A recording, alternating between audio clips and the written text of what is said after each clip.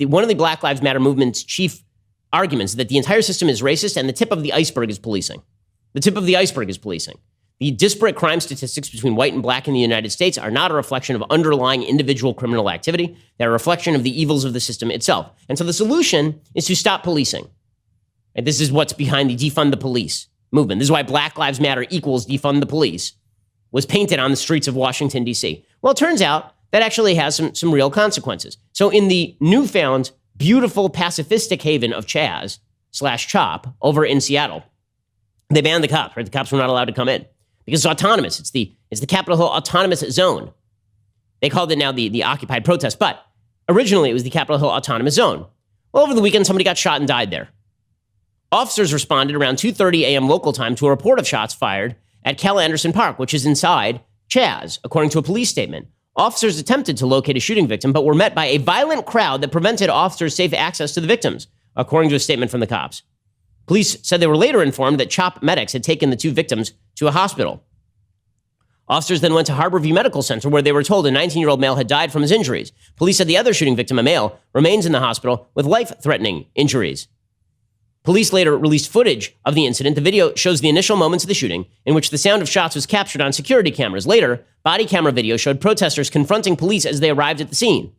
That video shows at least 8 officers entering the area, some carrying shields, as protesters yell at them. An officer can be heard saying, "Please move out of the way so we can get to the victim. All we are trying to do is get to the victim and provide them aid." A bystander can be heard yelling, "You don't belong here. They're gone. The victim is gone." Another says, "Put your effing guns down." So literally 2 people were shot. I believe that the guy who died was black, is my understanding. But the chief threat to black people is the police, who are coming in to deal with this problem, according to the protesters over in CHAZ.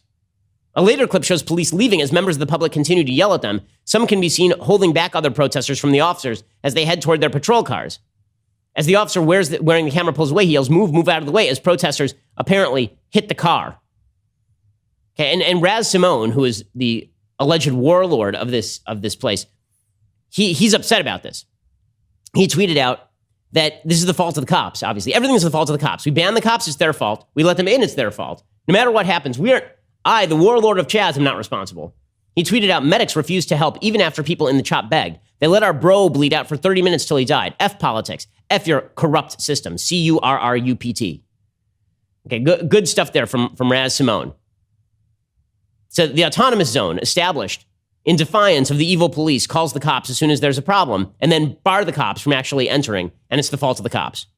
Do you feel like maybe this has nothing to do, a lot of these protests have nothing to do with actually achieving good things on behalf of black people and have everything to do with castigating the system? That a lot of this has to do with that?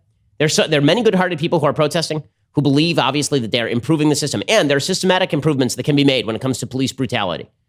But the outsized insanity that leads to people cheering on CHAZ, cheering down the tearing down of statues, that is not going to improve the lives of black Americans. It is not. I mean, here's the proof. Over the weekend, or over last week, there were 51 shootings in New York. 51. There were at least 24 victims in 18 incidents on Sunday alone, according to the NYPD. Maybe that has something to do with the fact that the NYPD has been absolutely neutered by Bill de Blasio. Maybe that has something to do with the fact that the mayor and the media have decided the cops are the bad guys. There was also, by the way, a shooting spree in Minneapolis. So remember that time when Minneapolis basically decided to disestablish its police department? It turns out that when you get rid of the cops, you're going to want those cops back. As I said last week, you're going to miss those cops when they are gone. Who thinks this has improved the lives of the people in Minneapolis? The police were the actual bad guys. The system is the actual bad system. Also over the weekend, there were more gunshots fired at the Atlanta Wendy's, which is exciting stuff. So remember that Wendy's where Rayshard Brooks was shot because he was sleeping behind the wheel of a car in the drive-through lane? The Wendy's called the cops. By the way, black-owned Wendy's. They called the cops. The cops arrived, had a conversation with Rayshard Brooks for like 25 to 40 minutes, and then he wrestled 2 of them to the ground, stole a taser, shot one of the cops with the taser, tried to shoot the other cop with the taser, and was shot for his trouble. And then people tried to burn down the Wendy's. Well, now there was more shooting that broke out at Wendy's over the weekend, so things are going great in Atlanta. Well done, everybody. Here's what that sounded like. People running away because shooting broke out at the Wendy's again. That's excellent stuff. Yeah, it turns out that this new world, it kind of sucks. Kind of blows, it turns out. This new world that is being created by the left, it's kind of terrible and actually makes room for people to act horribly. It makes room for people to act horribly. Another instance of somebody acting horribly over the weekend. According to the New York Post, there's a Michigan rapper. He shot a viral video of his brother slugging a white guy inside a Macy's department store. Okay, and this went absolutely viral. And then, here is the video of the guy just walking up and just slugging a white dude in a Macy's department store. Boy. Oh, shit. Boy, don't touch me. Don't touch me. I didn't touch you. Don't touch me. I didn't touch you. Quit touching me. Yeah, don't. It's hurt. It's hurt. Stop moving. Sorry. It's hurt. I'm sorry. And he's just beating the hell out of the guy, right? Well, according to the guy's brother who posted the video, he said that this guy called them the N-word. Okay, FT Quay said his brother acted on instinct, that his violent reaction was spur of the moment. He said, I just want people to know the real story of really what's happened and what's in the description of me and my brother just walking into Macy's, just minding our own business.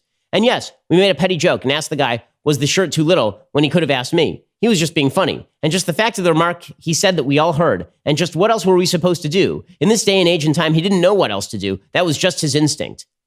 The video shows Quay's brother, who is black, punching a white store employee and knocking him to the ground, then hitting him twice more as he tries to crawl away.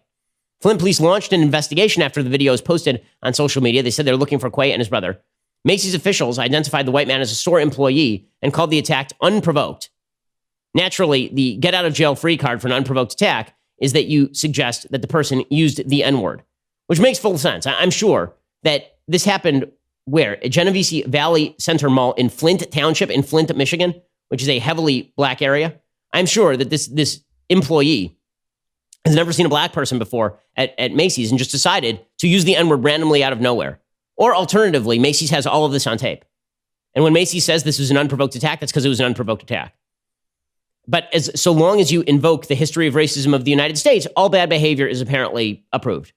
I hope you enjoyed that clip from The Ben Shapiro Show. If you did, go ahead and hit the subscribe button so you stay up to date on all of our future content.